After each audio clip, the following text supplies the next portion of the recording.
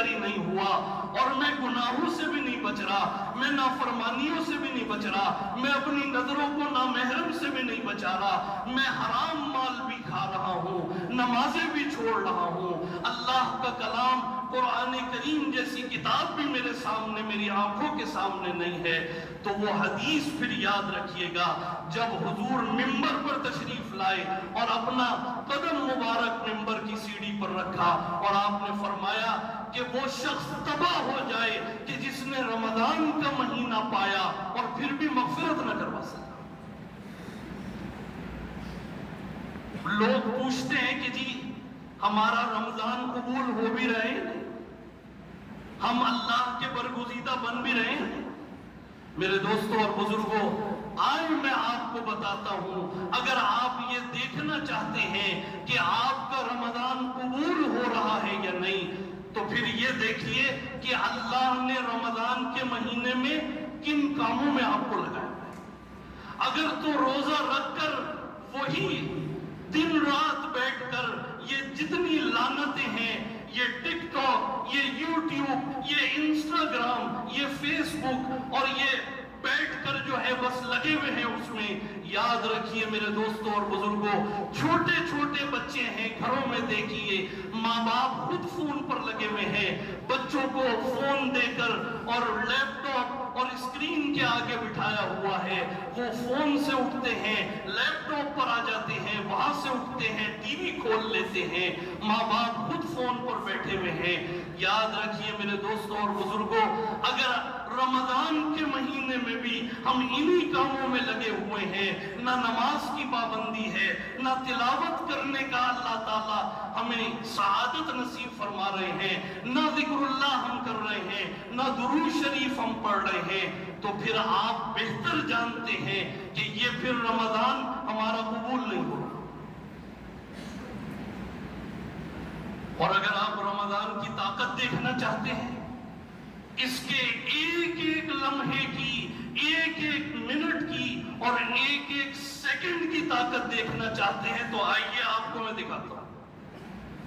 میں اگر ابھی پوچھوں کہ بھئی کون کون ہے جو 4 سیکنڈ میں، صرف 4 سیکنڈ میں 14 کروڑ نیکیاں وہ چاہتے ہیں کہ ان کو مل جائیں رمضان کی برکت سے، اور ان مبارک لمحات میں، تو ذرا ہاتھ کھڑا کریں، کون کون چاہتے ہیں کہ 14 کروڑ نیکیاں ان کو 4 سیکنڈ میں مل جائیں؟ سبحان اللہ۔ ذرا پڑھیے میرے ساتھ، لا الہ الا اللہ وحدہ لا شریک لہ احدا صمدا لم یلد ولم یولد ولم یکن لہ کفوا احد۔ مشکات شریف کی حدیث ہے، فرمایا کہ یہ اٹھا کے دیکھ لیجئے، کدھر ہے تو یہ میں نے آپ کے لیے پرنٹ بھی کروایا ہے، یہ لے کر بھی آپ حضرات جائیے گا،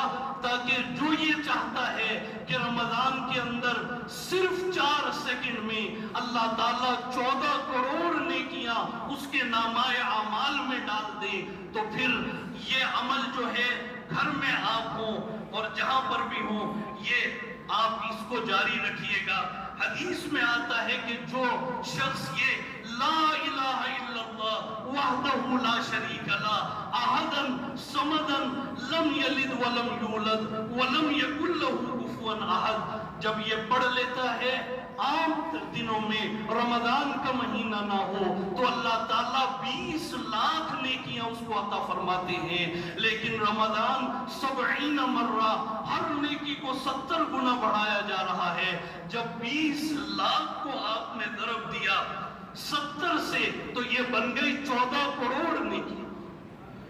اب آپ مجھے بتائیے کہ اگر 4 سیکنڈ کا اللہ تعالیٰ اتنا اجر عطا فرما رہے ہیں، اگر کوئی مومن اور مسلمان جس طریقے پر اہل بیت طاہرین نے رمضان گزارا، جس طریقے پر صحابہ کرام نے رمضان گزارا، اگر آپ نے اس طریقے پر اوپر رمضان کو گزار دیا، سوچئے پھر کیسی کیسی نعمتیں آپ کو ملیں گی۔ اور سب سے بڑی نعمت یہ ہے میرے دوستوں اور بزرگوں، یہ بڑے درد دل سے یہ بات کر رہا ہوں، کتنے مسلمان پچھلے سال تھے آج ان صفوں میں نہیں ہیں۔ یہ اتنا بڑا مجمع ہے، روڈ تک اور سڑک تک، مدرسے میں اوپر، میں اپنے سمیت یہ بات عرض کر رہا ہوں، کسی کو نہیں پتا کہ اتنے بڑے مجمع میں سب سے پہلے کون جانے والا ہے، کسی کو نہیں پتا کہ اگلا سال ملے گا بھی یا نہیں۔ آپ اگلے سال کی بات کر رہے ہیں، یہاں تو رات کا پتہ نہیں ہے کہ صبح کوئی اٹھے گا بھی۔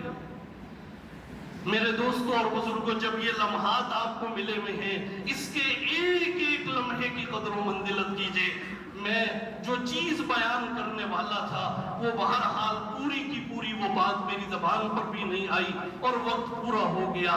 میرے دوستوں اور بزرگوں، یہ 16 رمضان ہے، آج 20 رمضان کو اللہ تعالیٰ، بس یہ ایک بات سنا کے میں ختم کروں گا، اللہ تعالیٰ 2 عبادتیں آپ کو دینے والے ہیں، ایک اعتکاف کی عبادت ہے اور ایک لیلۃ القدر کی عبادت ہے۔ 20 رمضان المبارک کا سورج غروب ہوگا، ایک عبادت اعتکاف کی پہلے شروع ہوگی اور دوسری مغرب سے پہلے یہ شروع ہوگی، اور مغرب کے بعد لیلۃ القدر 21ویں شب اللہ تعالیٰ آپ کو عطا فرمائیں گے۔ اس وقت کے اندر اللہ کا عرش عظیم پہلے آسمان پر ہے، بخشش کے خزانے ایسے لٹائے جا رہے ہیں جیسے آسمان سے تیز بارش نازل ہوتی ہے۔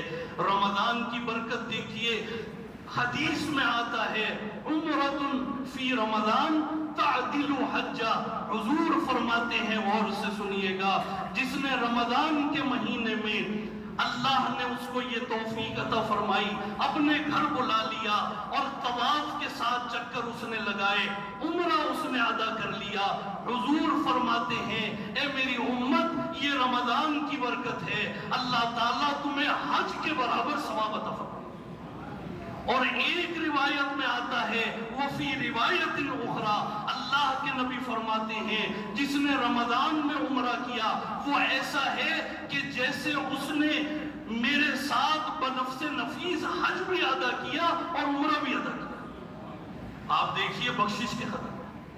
اور حدیث میں آتا ہے جو خطبے میں نے پڑھی، من اعتکف عشرا فی رمضان کان کحجتین او عمرتین، جس نے رمضان میں 10 دن کا کامل اعتکاف کیا، اللہ کے نبی فرماتے ہیں کہ میں ذمہ داری لیتا ہوں کہ اللہ تعالیٰ اس کو 2 حج اور 2 عمروں کا ثواب عطا فرمائے۔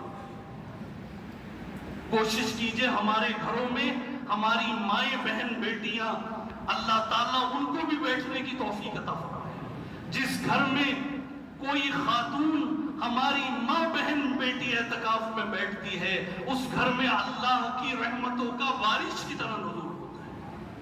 میرے دوستوں اور بزرگوں، وقت اتنا نہیں ہے، سورہ کہف کی آیت میں نے پڑھی تھی وہ بہرحال رہ گئی، انشاءاللہ اس کو یہاں پر جو فجر کے بعد درس قرآن کا سلسلہ ہے، روزانہ درس حدیث نبوی صلی اللہ علیہ وآلہ وسلم ہو رہا ہے، آج عصر کی نماز کے بعد حلقہ درود شریف صلی اللہ علیہ وآلہ وسلم آج انعقاد بھی دیر ہوگا۔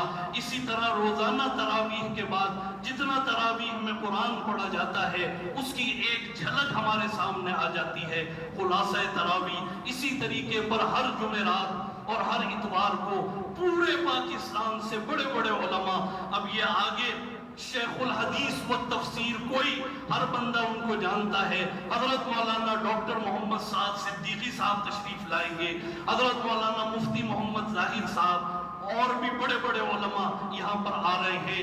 مقصد اتنی محنت کا صرف اور صرف یہ ہے کہ ایک لمحہ بھی ہم سے ضائع نہ ہو اور ہم بالکل اس مہینے کا صحیح طور پر حق ادا کر کے جنت میں جانے والے بن جائیں، اور مرنے سے پہلے ہم قرآن کریم کو سیکھ لیں، ہم مسائل کو سیکھ لیں، چاہے وہ نماز کے ہوں، طہارت کے ہوں، وضو کے ہوں، غسل کے ہوں، اور حدیث کو سیکھ لیں.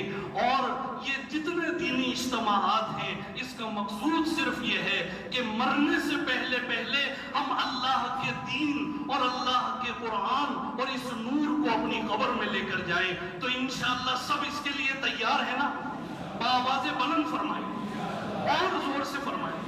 اللہ تعالیٰ جتنے حضرات یہاں پر آتے ہیں اور بڑی شوق اور ذوق نظر آتا ہے الحمدللہ، درس حدیث میں بھی درس قرآن میں بھی بہت خوشی ہوتی ہے. اللہ تعالیٰ جو حضرات دور دور سے آ رہے ہیں اور مسلسل آ رہے ہیں، اللہ تعالیٰ ان کے ایک ایک قدم پر ان کی جان میں، مال، عزت، آبرو میں اضافہ فرمائے. آپ سب کو اجر عظیم عطا فرمائے جو اس میں شامل ہوتے ہیں. آخر میں میرے دوستوں اور بزرگوں، یہ ایک مسئلہ بھی سن لیجئے کہ یہ رمضان کا مہینہ اللہ نے آپ کو عطا فرمایا ہے. حدیث میں آتا ہے کہ سرکار دو عالم صلی اللہ علیہ وآلہ وسلم رمضان کے اندر ایسی سخاوت فرماتے، ایسا اللہ کے راستے میں خرچ کرتے کہ جیسے تیز آندھی اور تیز طوفان ہوتا ہے. میرے دوستوں اور بزرگوں، آج ہم خرچ تو کر رہے ہیں لیکن سنت کے مطابق. سنت کیا طریقہ ہے؟ آپ جہاں پر جائیں ایک مانگنے والوں کی فوج ہے، سر کے اوپر سوار ہو جائے گی. مساجد میں بھی، سڑکوں پر بھی، بازاروں میں بھی، گھروں میں بھی آ رہی ہے، دکانوں پر بھی. اور قربان جائیے، ہم بھی یہ نہیں سوچتے اور پوچھتے کہ آیا ان کو دینا جائز بھی ہے. ہم بھی بس بہت نیک بنے اور جیب سے نکالا اور ان کو دے دیا.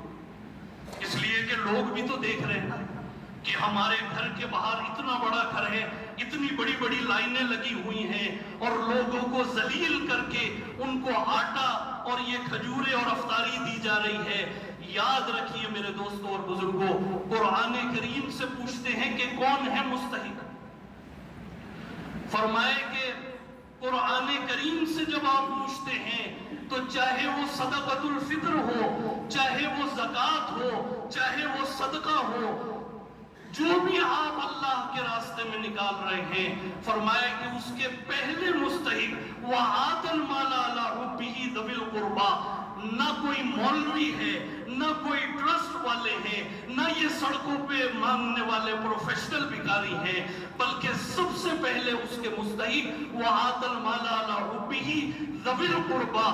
ذَوِي الْقُرْبَىٰ، ذَوِي الْقُرْبَىٰ آپ کے اپنے رشتہ دار. آج آپ نے اس حکم کو چھوڑ دیا، اللہ نے غربت کو، فقر و فاقے کو آپ کے اوپر مسلط کر دیا.